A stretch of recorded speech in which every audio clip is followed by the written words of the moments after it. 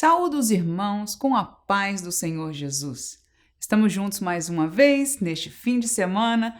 Aqui vos fala a professora Manuela Barros, gravando desde o sul da Flórida. Pertenço a uma igreja Assembleia de Deus chamada Igreja Pentecostal Betânia, pastoreada pelo pastor Eronides da Silva. E estamos juntos aqui mais uma semana para continuar o estudo do livro de Ezequiel, da nossa série de lições da CPAD, intitulada A Justiça Divina. Essa lição de número 7 está intitulada A Responsabilidade Individual. Quando eu li, este texto me pareceu tão inocente e uma lição tão simples, mas estava longe de imaginar de que essa lição seria tão profunda e rica de muito aprendizado bíblico. Portanto, se você ama estudar a palavra de Deus, seja bem-vindo a este canal. Nós vamos estar dividindo o estudo desta lição, como de costume, em 3 tópicos. Os tópicos serão divididos da seguinte maneira. Primeiro, enganos doutrinários quanto à responsabilidade individual. Passaremos a falar das consequências dos enganos quanto à responsabilidade individual. E terminaremos falando dos caminhos que existem quanto a esta responsabilidade individual. Amém? Queridos irmãos, a nossa lição de número 7 tem o seguinte texto por texto áureo. Ezequiel 18:20, a Bíblia diz: a alma que pecar, essa morrerá. O filho não levará a maldade do pai, nem o pai levará a maldade do filho. A justiça do justo ficará sobre ele, e a impiedade do ímpio cairá sobre ele. Queridos, olhando somente para este versículo, me parece um texto que exemplifica, que esclarece algo da parte de Deus chamado justiça. Eu entendo que para cada um de nós, levar a culpa por alguém, pagar o preço de um mal que não cometeu, seria considerado injusto, bem como receber algo, uma glória, uma gratidão por aquilo que nós não merecemos ou não fizemos, seria da mesma maneira injusto. Portanto, este versículo é um dos tantos versículos bíblicos que mostram para mim algo que é bem claro, a justiça de Deus.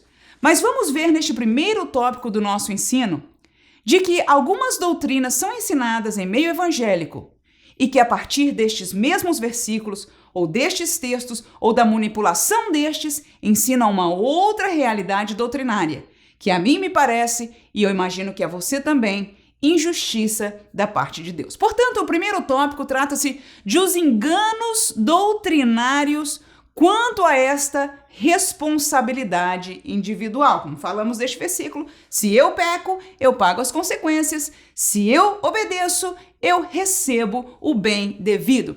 Mas nós vamos dividir este ensino dos enganos em 3 subtópicos. São eles: primeiro, a doutrina da maldição hereditária. Segundo, a doutrina da predestinação. E terceiro, a doutrina do universalismo. Claro, como nós estamos falando de enganos, você já entendeu de que essas doutrinas não estão de acordo com a palavra de Deus. Este estudo, no entanto, não é um assunto profundo a cada uma dessas doutrinas, mas de maneira geral nós falaremos o que elas significam e o que é que a Bíblia diz sobre a realidade dessas doutrinas. A primeira delas, portanto, trata-se da maldição hereditária. Mais uma vez, sem entrar nos seus pormenores, de maneira geral, esta doutrina antibíblica ensina de que os filhos ou as pessoas, eu ou você, teríamos algum dos nossos problemas ou alguns deles causados por uma maldição trazida por Deus a algum de nossos antepassados, seja mãe, avô ou avó, ou até mais atrás na nossa genealogia.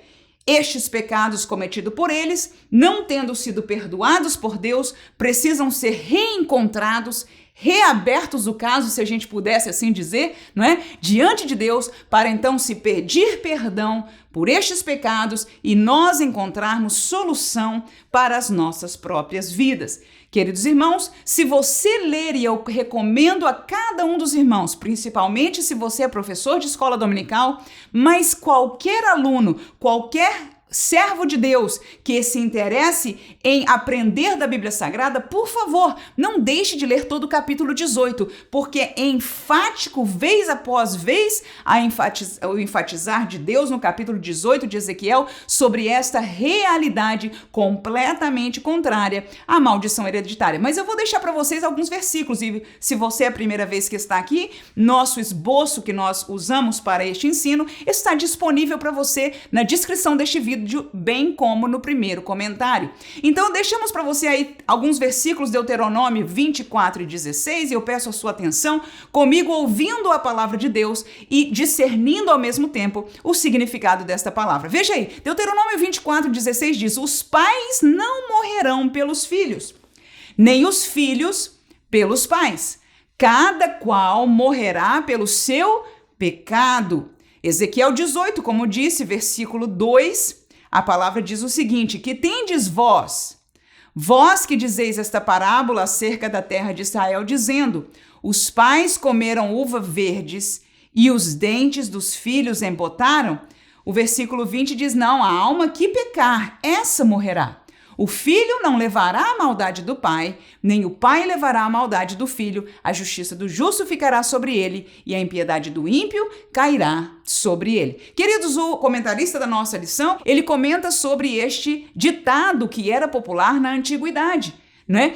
Inclusive no meio do povo de Deus, exemplificando uma realidade de que os filhos carregariam sobre si algo negativo que vinha de um erro da parte de seus pais ou antepassados. No entanto, Ezequiel é usado por Deus aqui para dizer: este ditado jamais será dito outra vez no meio do meu povo. E como enfatizamos no versículo 20, a alma que pecar, aleluia, esta mesma morrerá. Segundo aos Coríntios 5,17, nós conhecemos este texto bíblico, assim que se alguém está em Cristo, o que é que diz a Bíblia? Nova criatura é. As coisas velhas já passaram e eis que tudo se fez novo. A nossa nova criação em Cristo até nos liberta, escute por favor, até do nosso próprio passado individual. Não só os textos que nós lemos até aqui nos provam que Deus diz que nós não levamos vamos dizer, preço, não pagaríamos preço pelo pecado de ninguém que veio antes de nós, mesmo sendo os nossos pais na carne. No entanto, neste texto de Coríntios fica claro que isso seria um absurdo, mas nem mesmo até o próprio nosso velho homem, o pecado que pecamos ontem, ou os anos de vida em pecado, que alguns viveram muitos anos distanciados de Deus, as coisas velhas já ficaram para trás e tudo se fez novo. É bem verdade que há consequências que nós pagaremos. Se alguém fumou por 20, 30, 40 anos, o seu pulmão não necessariamente fica lá novo como o de uma criança. No entanto, isso não tem nada a ver com alguma maldição espiritual, com alguma praga, no melhor do sentido, algum tipo de maldição da parte de Deus em relação à vida do indivíduo, somente em realidades naturais que são consequências naturais das escolhas que cada um fazem, sendo essas escolhas morais, espirituais ou humanas. Amém, irmãos? Vamos terminar este tópico com Filipenses, capítulo 3, versículo 13, que Paulo diz o seguinte à igreja de Filipe: irmãos, quanto a mim não julgo que o haja alcançado, mas uma coisa faço, e é que, esquecendo-me das coisas que atrás ficam, e avançando para as que estão diante de mim, e você conheceu o texto, ele diz: prossigo para o alvo, não é isso que é Cristo Jesus. Queridos irmãos, a Bíblia nos ensina a quando nós nos tornamos nova criatura, deixarmos o nosso passado para trás. A Bíblia diz de que os nossos pecados não são lembrados mais por Deus. Ele o lança no mar do esquecimento. Se Deus não lembra dos nossos pecados, muito menos nós devemos. Tantas vezes nós vemos na palavra, não somos chamados a olhar para trás, a olhar para aquilo que nós fizemos. Claro que às vezes nos vem à memória, até para glorificar o nome de Jesus, de saber que nos tirou com mão forte das trevas. Mas não convém a nós. Por quê? Porque atrás de nós está o quê? Luz ou trevas? Isso mesmo, para trás da nossa história não está a luz de Deus, está as trevas. E o que você acha que vai acontecer se nós formos levados a olhar para uma realidade de trevas, escavar, procurar, buscar acontecimentos, sentimentos e outras tantas realidades em um tempo de trevas? Mesmo estas menções aos antepassados não são menções de vitória em Cristo, não são menções daquele, como Jesus nos diz aí, o Espírito Santo por Paulo, olhando e avançando para as coisas que estão adiante de nós. A igreja é chamada a olhar para o céu, para Canaã celestial. A igreja é chamada a olhar para o dia de hoje que Deus nos faz andar em retidão para com Ele, aleluia. Nós não somos chamados para estar olhando para trás. E esta palavra de olhar para trás me fez lembrar daquela senhora que foi advertida a não olhar para a destruição que ficou para trás. O seu coração, no entanto, foi levado a olhar para esta realidade. E você sabe o que aconteceu com ela. Claro que essa é uma história, tem o seu próprio significado e aplicação, mas eu quero lembrar ao irmão e pedir a você que em todo aconselhamento, alguém que buscar, seja na psicologia, seja através dessa doutrina da maldição hereditária ou qualquer outra faceta que o diabo venha fazer você a buscar no interior das trevas, porque foi de lá que nós viemos. Amém, irmãos? Vamos dizer, não, para lá eu não quero voltar. Não quero cavucar esta realidade. Eu sei que isso é difícil ouvir, porque muitas vezes nós acreditamos naquilo que a sociedade nos diz, mas é hora, igreja, de nós acreditarmos no que a Bíblia diz. A palavra de Deus nos diz que Ele já nos deu vitória, que Ele já nos arrancou das trevas, de que Ele já nos deu liberdade. Nós estamos libertos de todas aquelas prisões do passado. Se você ainda sente alguma falta de liberdade, continue clamando ao Senhor, porque Ele tem poder de completar a obra na sua vida. Se por acaso os anos no Evangelho, né? Você lembra quando era novo convertido? Parece que 100% ficou para trás. Aquele peso que você carregou por anos, você se tornou uma pessoa completamente leve. Mas agora no caminho do Evangelho, alguém traz esta colocação de algumas realidades na sua vida, que isso pode ser problema do seu passado ou de algum antepassado, e você já está fraquejando na sua vida na fé. Não é hora de olhar para trás, aleluia. É hora de olhar para cima e dizer: Senhor, socorre-me, renove em mim a alegria da minha salvação. Você pode lembrar de Davi orando assim? Amém? Você pode lembrar da palavra no Apocalipse, da oração acerca daquilo que está por vir? Queridos irmãos, essa doutrina não vem da palavra de Deus, não vem de Deus, e nós estamos aqui para expor essa realidade, que Deus te use para fazer o mesmo na sua classe. Segunda doutrina, que é contrária à realidade da responsabilidade individual. Vou fazer mais um comentário. Vejam bem o tópico: responsabilidade individual. Quando nós acreditamos que o nosso problema, a nossa doença que seja, ou a nossa opressão, ou a nossa dificuldade psicológica, psiquiátrica, ou qualquer que seja, é culpa de um antepassado, o que é que acontece automaticamente? Se é culpa de alguém, a culpa não é minha. E me faz lembrar do Éden. Você lembra quando o homem pecou, o que aconteceu? Foi um jogo de culpas, né? O homem disse: foi a mulher que tu me destes. A mulher disse: foi a serpente que me enganou, né? Que isso é natural do que, irmãos? A presença do pecado. Nós queremos culpar alguém. Você conhece? Essa é a nossa realidade do ser humano. Quando nós somos pegos em alguma coisa, a primeira coisa que a gente tenta fazer é tentar culpar alguém. Não, queridos irmãos, Deus não nos permitiu esta realidade. Nós somos responsáveis pelas nossas decisões e o Senhor está olhando para aquilo que nós decidimos diariamente na sua presença. Amém? No dia que decidimos servir a Cristo, pertencer à luz, Ele nos fez nova criatura e aqui estamos. A doutrina da predestinação, em simples palavras, também, eu coloquei aí embaixo no comentário, se você ver, 2 ou 3, melhor dizendo, colocações dessa doutrina, são 5 em seu cerne doutrinário, mas seria a eleição incondicional, que está casada com a graça irresistível, ou seja, Deus elege alguns para salvação e a graça para estas pessoas é irresistível. Ou seja, a pessoa não tem a responsabilidade de escolher, ele é ou ela é um escolhido. Segunda parte da doutrina da predestinação, ou de uma doutrina chamada calvinismo, porque foi defendida por um homem chamado, um teólogo chamado Calvino, trata-se da perseverança dos santos, que estes que foram chamados por Deus, escolhidos por Deus para a salvação, perseverarão até o fim, até chegarem à salvação.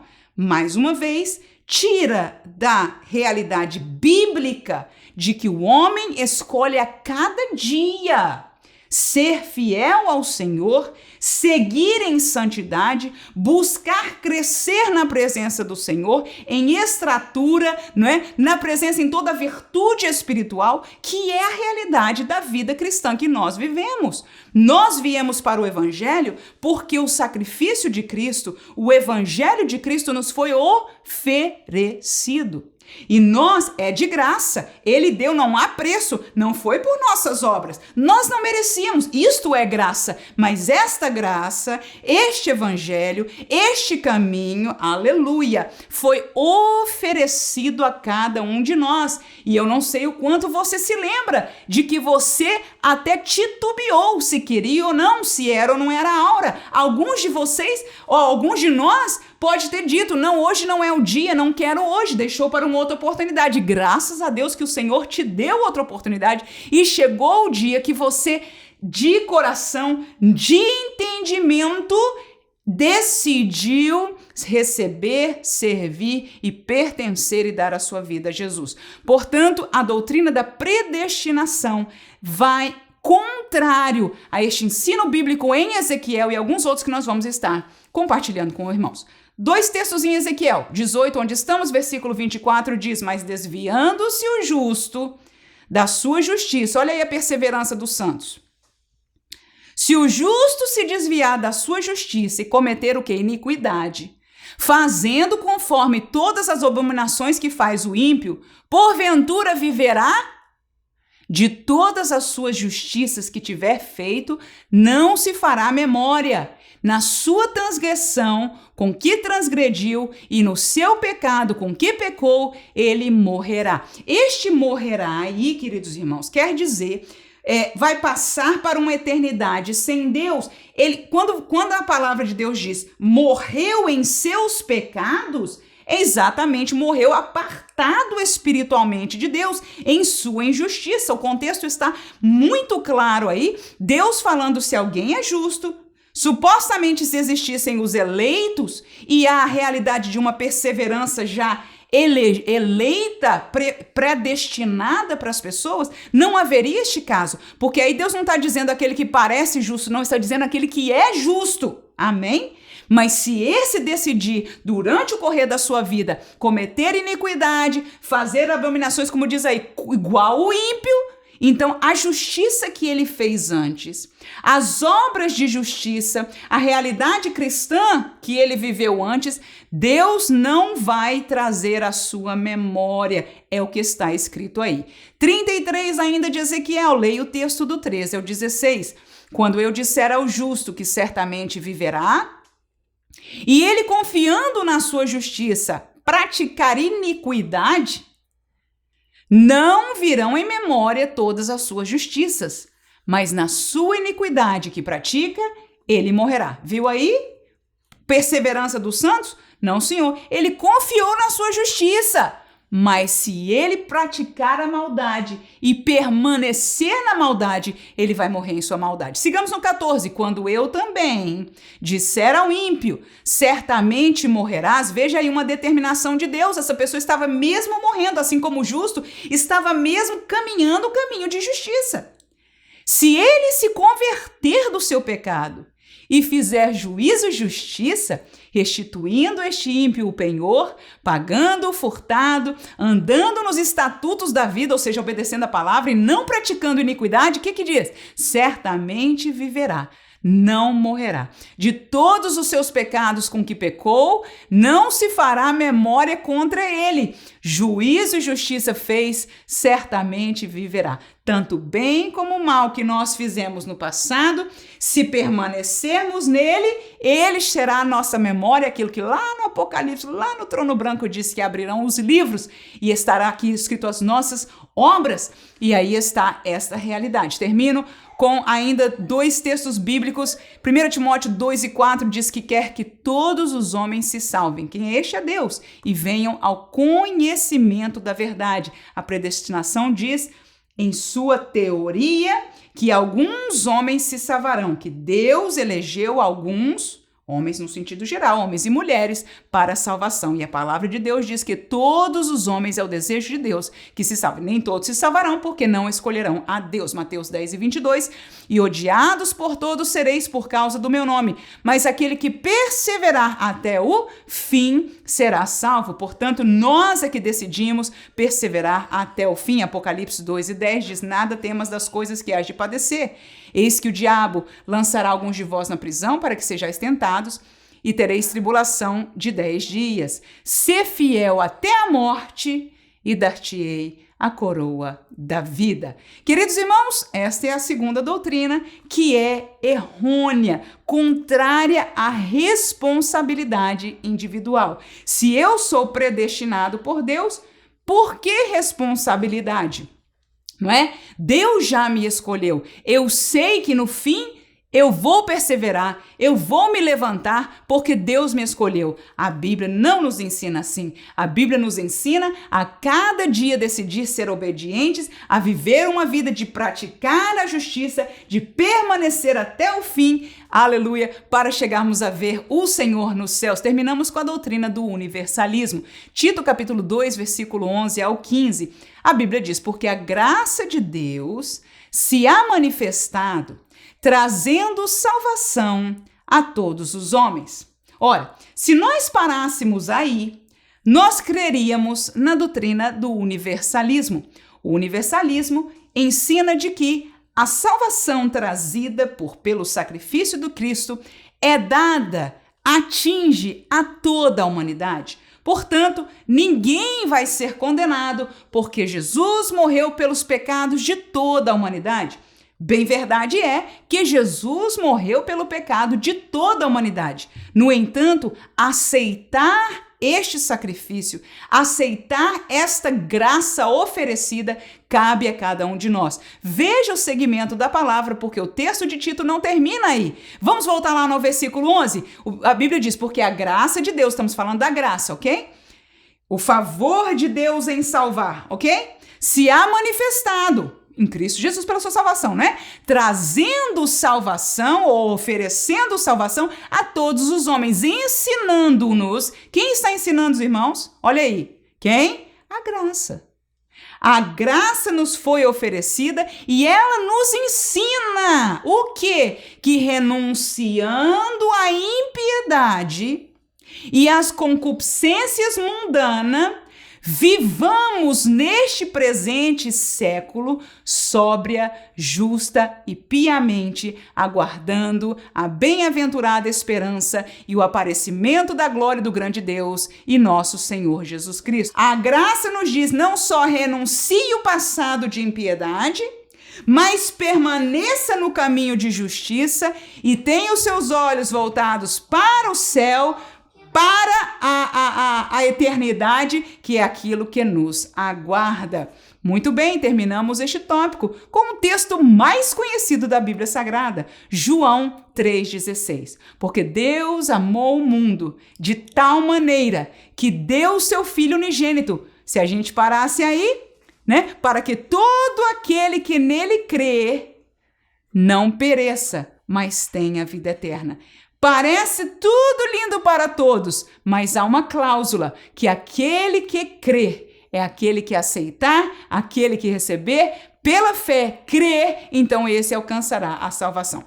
Jesus se sacrificou por todos? Claro que sim. Por esta graça ele ofereceu a salvação a cada um de nós, mas o evangelho não é universalista, não foi dado a todos, mas sim oferecido a todos. Amém, irmãos? Então aprendemos, ou lembramos-nos, melhor dizendo, de 3 doutrinas ensinadas em alguns círculos evangélicos que estão contrárias ao ensino do profeta Ezequiel. Perdão, o ensino não é dele, trazido por ele, mas do nosso Deus, e em outros tantos textos bíblicos, falando de realidades da responsabilidade individual. Eu sou responsável pelas minhas escolhas, pelos meus atos, você é responsável pelos seus. Amém? Ora, estas doutrinas são enganos. No segundo tópico, eu quero levar a você a entender consequências desses enganos quanto à responsabilidade individual. Dividimos, como de costume, em 3 subtópicos. Primeiro, consequências doutrinárias. Segundo, consequências espirituais. E terceiro, consequências eternas. Vamos ao texto de Mateus, capítulo 22. Nós vamos ficar alguns tópicos aí neste capítulo 22 e 23 de Mateus. Mateus, capítulo 22, do versículo 29 ao 33, a Bíblia diz o seguinte: Jesus, porém, respondendo, disse-lhes: errais, não conhecendo as Escrituras, nem o poder de Deus. Porque na ressurreição nem casam, nem são dados em casamento, mas serão como os anjos de Deus no céu. E acerca da ressurreição dos mortos não tendes lido o que Deus vos declarou, dizendo: eu sou o Deus de Abraão, o Deus de Isaque, o Deus de Jacó. Ora, Deus não é Deus dos mortos, mas dos vivos. E as turbas, ouvindo isso, termino aqui com o versículo 33, ficaram maravilhadas da sua doutrina. Ora, queridos irmãos, este trecho aqui de Mateus 22 foi uma realidade de discussão doutrinária. Os saduceus interrogaram a Jesus, havia uma diferença de crença entre os fariseus e saduceus, houve uma interrogação a Jesus acerca da ressurreição, e Jesus começa esta explicação com eles, dizendo: vocês estão errando porque não conhecem as Escrituras, nem o poder de Deus. E ele explica sobre a realidade do que vai acontecer na ressurreição, em termos do casamento, ou do conhecimento, ou da estar, e etc. E as turbas, quando ouviram a doutrina de Jesus, ficaram maravilhadas. Quando nós cremos numa realidade contrária à palavra de Deus, há uma consequência doutrinária. Nós estaremos doutrinariamente comprometidos ou errados. Há possibilidade, claro, dentro da realidade do judaísmo, que era supostamente a religião que seguia o que nós conhecemos hoje como o Antigo Testamento ou a Lei de Moisés. Veja que neste contexto haviam 2 correntes doutrinárias quanto à ressurreição, diferentes uma das outras. Não é diferente hoje em nossos dias que dentro do mesmo evangelho, do meio evangélico, hajam diferentes realidades doutrinárias entre talvez uma denominação ou, enfim, alguma igreja e outra realidade. Mas uma só é a doutrina bíblica. Portanto, devemos buscar a doutrina verdadeira e a resposta na palavra de Deus. Estes enganos, como maldição hereditária, predestinação ou universalismo, entre outros, trazem consequências de uma doutrina errônea. Terminamos este tópico com Colossenses capítulo 2, versículo 4 e depois o 8. E digo isto para que ninguém vos engane com palavras persuasivas. Tende cuidado para que ninguém vos faça presa sua, por meio de filosofias e vãs sutilezas, segundo a tradição dos homens, segundo os rudimentos do mundo e não segundo Cristo. Queridos irmãos, a nossa doutrina é segundo Cristo. A nossa doutrina é segundo esta palavra.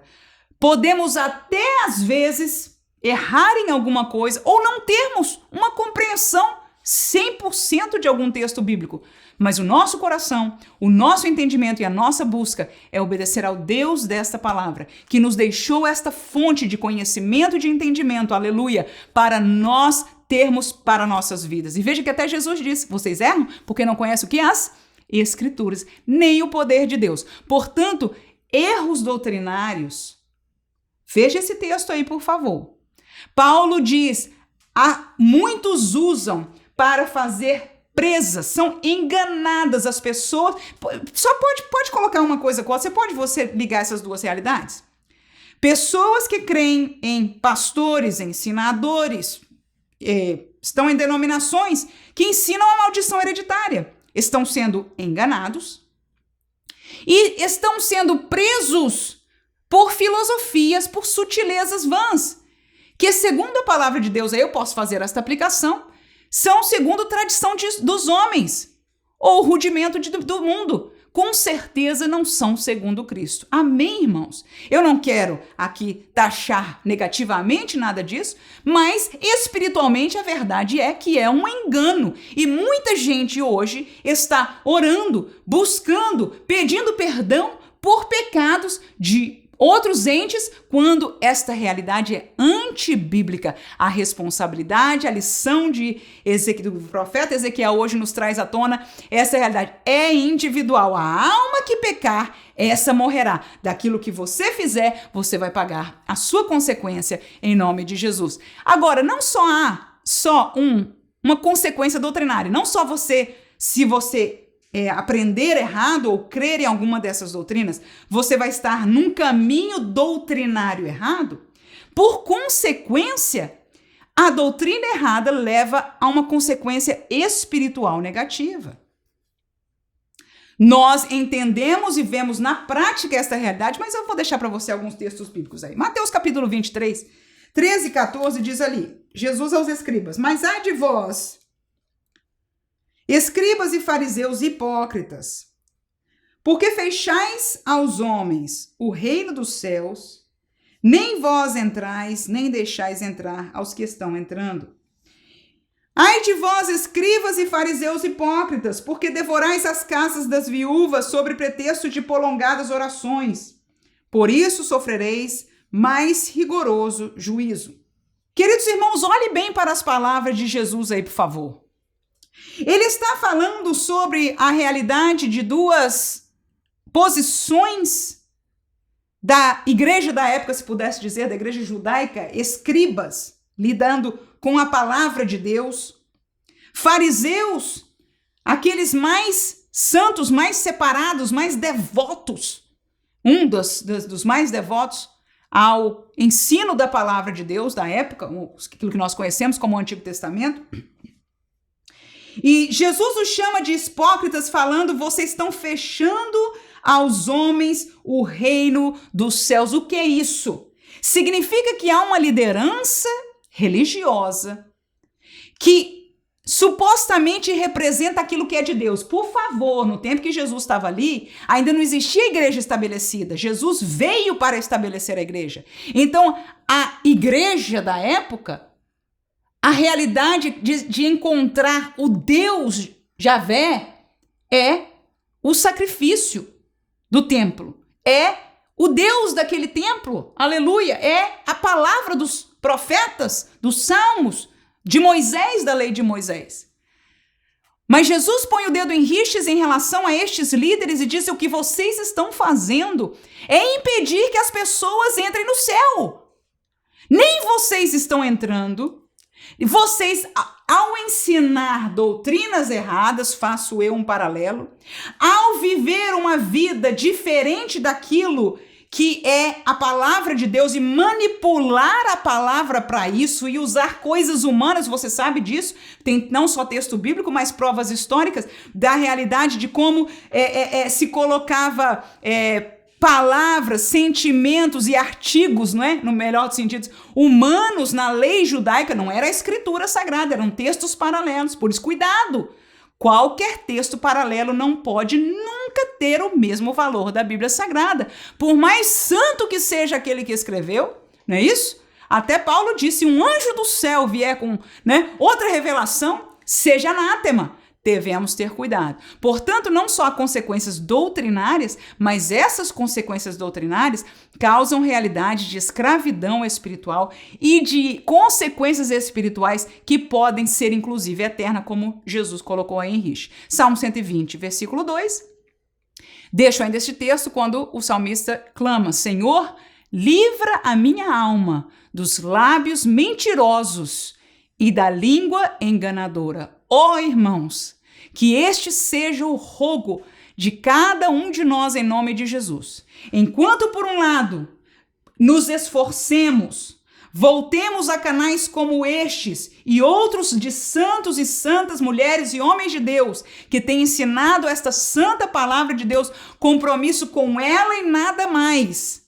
Por um lado, busque, aprenda, se acerque, aleluia, da palavra, que é essa preciosidade que o Senhor deixou para nós. Por outro lado, rogue ao Senhor, livra minha alma dos lábios mentirosos e da língua enganadora. Porque hoje, irmãos, citamos aqui 3 doutrinas antibíblicas que muitos dos nossos irmãos, digo irmãos, porque um dia eles entraram naquela igreja e a mensagem que nos fez levar ali foi a mensagem de salvação de Jesus. Mas estão enganados por lábios mentirosos, por línguas enganadoras, por realidades espirituais iguais a que disse Jesus. Nem estes líderes estão entrando e estão impedindo que uma multidão que não está adorando a ídolos, irmãos, que não está se prostituindo nas ruas, em toda sorte de coisas malignas, estão nas igrejas, mas estão enganados em caminhos enganadores. Consequências eternas no próprio Mateus capítulo 23, o versículo 15, terminam. Jesus, neste mesmo contexto, ai de vós, escribas e fariseus hipócritas, pois que percorreis o mar e a terra para fazer um prosélito. Que é isso? Um seguidor, um discípulo. E depois de o terdes feito, o fazeis filho do inferno 2 vezes mais do que vós. Você pode olhar para mim e dizer, irmã, como a gente diz no bom brasileiro, tá pegando pesado demais, irmã. Que é isso, irmã? Talvez, mas Jesus não. Ele é o nosso mestre, ele nos esclarece a verdade espiritual, irmãos. Nós vemos o que nós queremos ver. Muitas vezes nós entendemos o que queremos entender. Mas Jesus aqui expôs uma realidade espiritual de que aqueles líderes religiosos se esforçavam tanto para ganhar alguém para Jesus. Na época não era este o contexto. Ganhar prosélito era que viesse ao judaísmo, que cresce no Deus de Israel, sim? E Jesus diz, depois dele você ter feito o prosélito, depois dele ser discípulo, depois dele encontrar o Torá, depois dele começar a aprender, a memorizar as escrituras, depois dele começar a vir ao templo, depois dele começar a cantar os hinos dos salmos, vocês fazem eles réu do inferno, filho do inferno, 2 vezes mais do que vós. Veja que Jesus está julgando a eles já algo tão forte e está dizendo que o que eles fazem com essas pessoas é fazê-los ainda mais abomináveis. Não foi esta a realidade que Ezequiel e os líderes da época viveram? Os líderes levavam o povo a pecar e o povo, ao se contaminar, muitas vezes se deterioravam mais ainda do que aqueles líderes. Mas tudo começou por um engano doutrinário, por uma doutrina mentirosa que invadiu o coração. Irmãos, não há verdade na mentira. E esta palavra é a verdade. Jesus Cristo é a verdade. E Jesus é esta palavra encarnada. Ele é o cumprimento de toda a realidade cerimonial do passado e é a razão e a essência do Novo Testamento. Aleluia. Então entendamos, por favor, de que há um perigo muito grande e não é só o perigo de não conhecer muito bem as Escrituras ou acreditar em alguma coisa um pouquinho diferente. Não. Há consequências doutrinárias, sim, mas há consequências espirituais e, por fim, como lemos, consequências eternas. Termino com Ezequiel 18 e 24, diz, mas desviando-se o justo da sua justiça e cometendo iniquidade, e fazendo conforme as abominações que faz o ímpio, porventura viverá, de todas as suas justiças que tiver feito, não se fará memória, na sua transgressão com que transgrediu, e no seu pecado que pecou, ele morrerá. Falei isso antes, repito aqui. Quando a Bíblia diz que no pecado que ele cometeu, que ele pecou, ele morrerá, significa que quando ele partir para a eternidade, Ele vai permitir numa situação de pecado. Amém? Portanto, não redimido, não perdoado e, portanto, uma realidade eterna. Que Deus nos guarde em nome de Jesus. Levantemos e alcemos e ensinemos a palavra. Por isso é que é importante, irmãos, nós conhecermos primeiramente, mas também ensinarmos a palavra de Deus.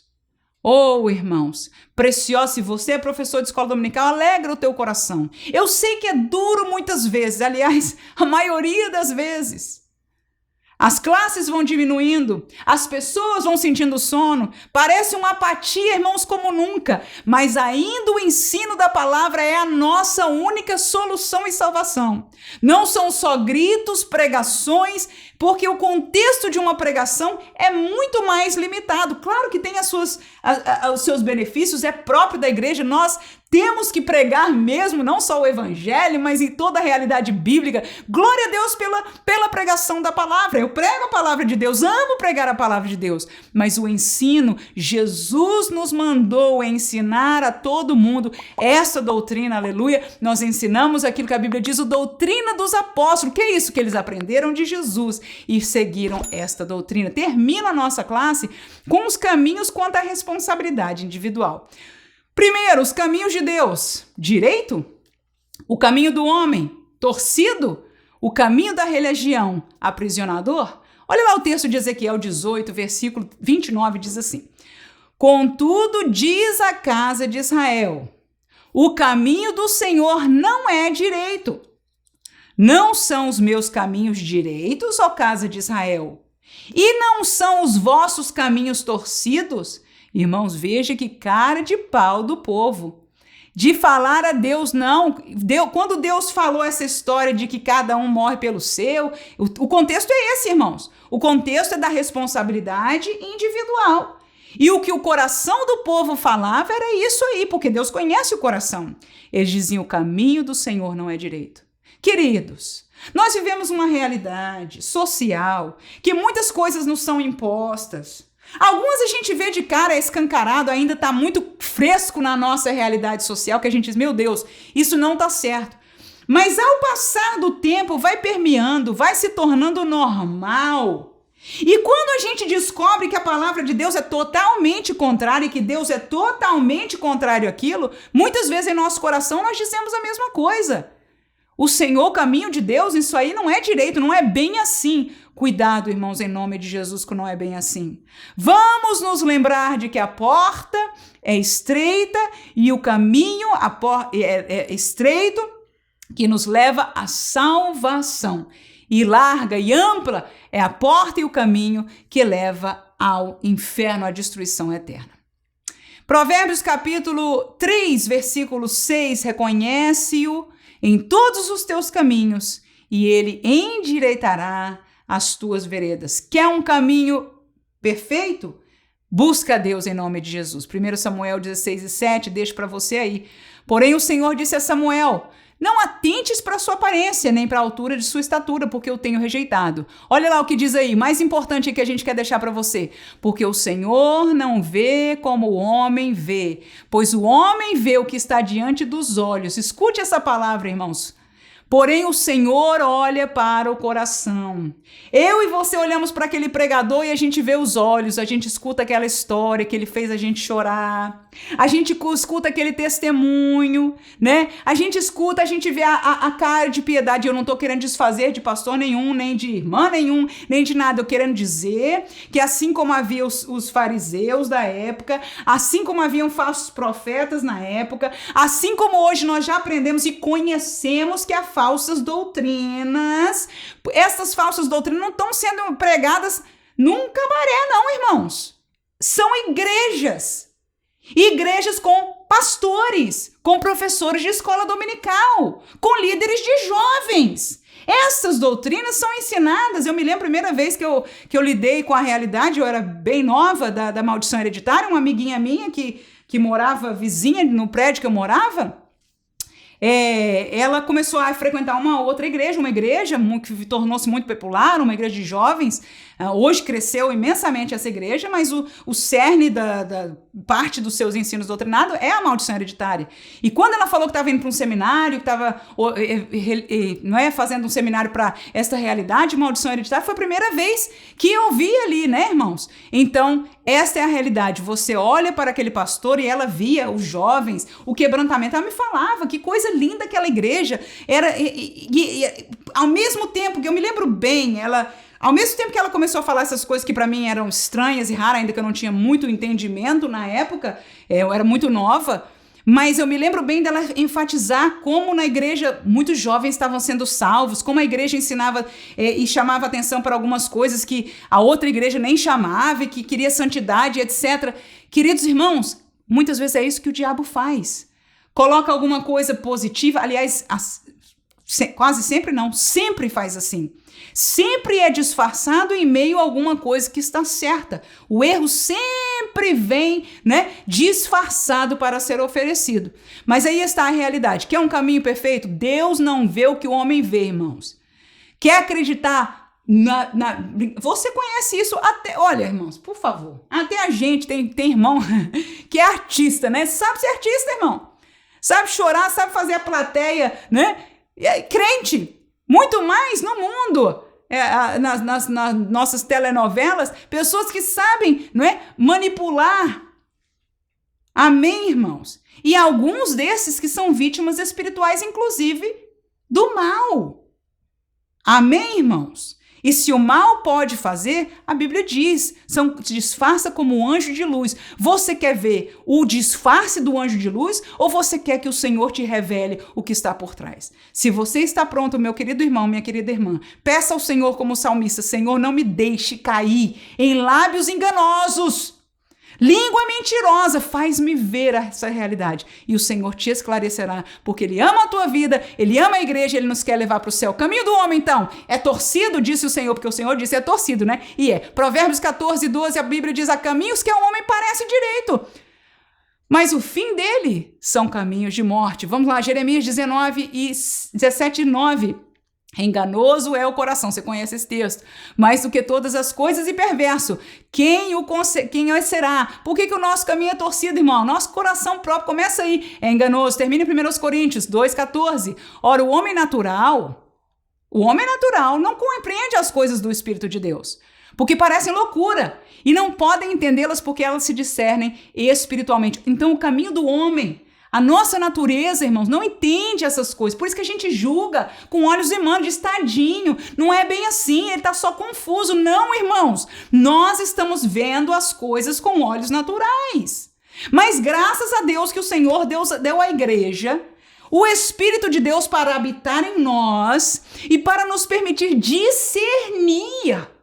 E o primeiro estágio de discernimento é dado para todos, até quem não tem dor. Qual é esse? Você sente uma coisa rara. Não te cai bem de primeira. O que não te cair bem, irmão, não engula, por favor, em nome de Jesus. Vai buscar ajuda. Vai perguntar para o irmão, você está sabendo disso aqui? O que estão ensinando é de Deus mesmo, me mostra na Bíblia. E não cai também, não pede a qualquer um que não mostre na Bíblia, não. Amém, irmão? Faça amizade com quem conhece as Escrituras. Se está difícil de achar, busca. E você também, em nome de Jesus, e eu também, possamos seguir procurando, buscando, nos alimentando e crescendo na palavra de Deus, porque o caminho do homem é torcido. Terminamos com o caminho da religião. Aprisionador foi a palavra que eu coloquei, em busca de alguma palavra talvez até melhor. O caminho da religião. Veja Tito capítulo 1, versículo 14, diz, não dando ouvidos às fábulas judaicas, nem aos mandamentos de homens que se desviam da verdade. Vou parar aí.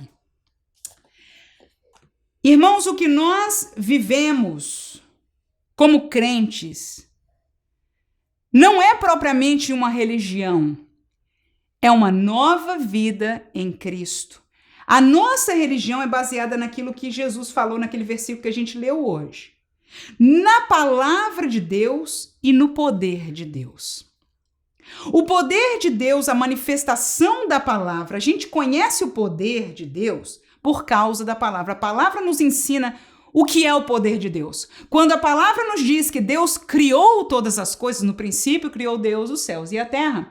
Este é o poder de Deus. Aonde você conheceu este poder? Através da palavra. Se você não conhecesse para a palavra que existe, que houve a criação, você não chegaria a esta conclusão. A manifestação desde a criação, a salvação, aos dons, a toda a realidade do evangelho que nós vivemos é o conhecimento da palavra e o poder de Deus, que é a manifestação desta palavra vivenciada em nossas vidas. Esta experiência não vem primeiro, não é solta e jamais contradiz a palavra de Deus. Portanto, nós vivemos uma religião, se pudéssemos dizer, baseada nas escrituras sagradas, mas ela não é aprisionadora. Veja o versículo mais uma vez. Tito capítulo 1, versículo 14, não dando ouvidos a fábulas judaicas. Que é isso? Dentro do judaísmo, havia realidade ensinada que Tito está dizendo aí, são fábulas. O que é fábula? É história que não é verdadeira. Mandamentos de homens. Irmãos, qualquer um de nós, sozinhos, a gente insere alguma coisa. Porque o nosso coração quer determinadas coisas. É normal, mas ao mesmo tempo é por isso que nós vigiamos, para estar firmes na palavra. E se desviam, homens que se desviam da verdade. Esta é a religião. Tiago 1,26 diz a palavra de Deus: se alguém entre vós cuida ser religioso e não refreia a sua língua, antes engana o seu coração, a religião dele é vã. Então a religião em si só, ela não vale nada, aleluia, se não for praticada a palavra de Deus. Amém? 1 Coríntios 3 e 4, nós terminamos a nossa classe com este texto que diz, porque dizendo um, eu sou de Paulo, lembra disso? E outro, eu sou de Apolo.